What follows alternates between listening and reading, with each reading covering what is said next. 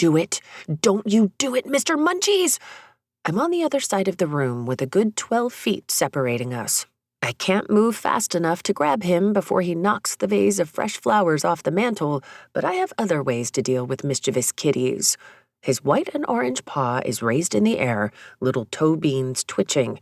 My hand is in my pocket, finger on the trigger. I need to be quicker on the draw than he is on the paw. I pull the baby blue squirt gun free from my pocket, grateful that it doesn't get caught on the inside of my cardigan this time. His eyes round, and he rears back slightly as I close one eye and take aim and hit him directly in the face with a stream of cold water. He yowls angrily and leaps off the mantel, knocking over a picture frame in the process, his tail swatting the vase, which teeters precariously for several terrifying seconds before it stills. I exhale a relieved breath and then groan at the sound of something crashing to the floor in the other room. Most of the time, I love my job, but dealing with cats who behave like wild teenagers is not my favorite, although they're often the same level of hurtable. I rush through the living room to the kitchen and suck in a horrified breath as I spot Hogwarts on the floor, pieces scattered all over the place. One of Mr. Munchies' humans, Jeff, is a huge Lego fan. When he's had a particularly difficult day, he comes home and unwinds by building something. Over the past several weeks, he's been working on Hogwarts. It's quite detailed, with several buildings. The entire kitchen table is occupied by the project. Except now, Hufflepuff's dorm is no more. I spot Mr. Munchies on the other side of the room, hiding behind the garbage can. I take aim, but he's too fast, rushing off down the hall in a bid to escape the stream of water I've just shot at him. It misses, hitting the wall instead. I sigh and slip the water gun back in my pocket, then check the time. I have half an hour to clean up this mess and drive across town to meet my potential new kitty and his human caretaker. As I bend and start pushing the scattered Legos into a pile, my knee hits the floor and a tiny plastic piece bites into the skin. 3 more times, I accidentally step on the camouflaged pieces and yelp in pain. I'm used to being scratched and even bitten on occasion. But stepping on Legos is its own brand of torture.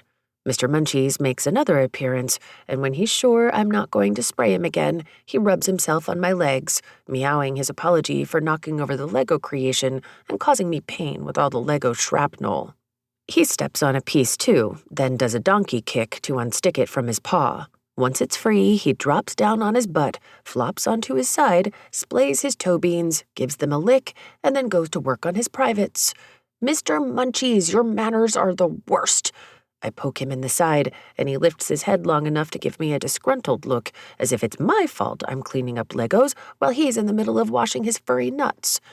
It's hard to stay mad at him, though.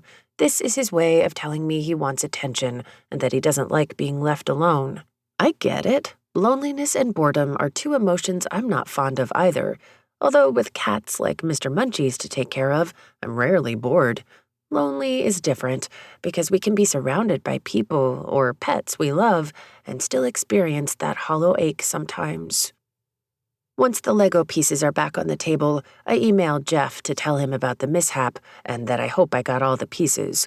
I leave 2 small spray bottles on the edge of the kitchen table to deter Mr. Munchies from jumping back up, give him a few extra pets, and feed him dinner. But I forgo the treats because of his naughty behavior and then lock up behind me. I've only been caring for Mr. Munchies for a few weeks, so he's a work in progress. He's getting better, but it's a slow process. The neighborhood he lives in is upscale, with big houses and driveways with interlocking stone and manicured gardens tended by landscapers. A couple of the neighborhood kids are riding by on their bikes. They both raise their hands in a quick wave as they head toward the park. The woman who lives next door to Mr. Munchies pulls into her driveway. I suppress an eye roll as she gets out of her Mercedes SUV. She's always dressed like she's going to a funeral, and her mood seems to match. She opens the back door as Rufus, her black lab, jumps out. He bounds through her garden and across Mr. Munchies' driveway, tongue lolling, tail wagging, barking excitedly as he approaches me. "Rufus, come back here! Rufus, come back!"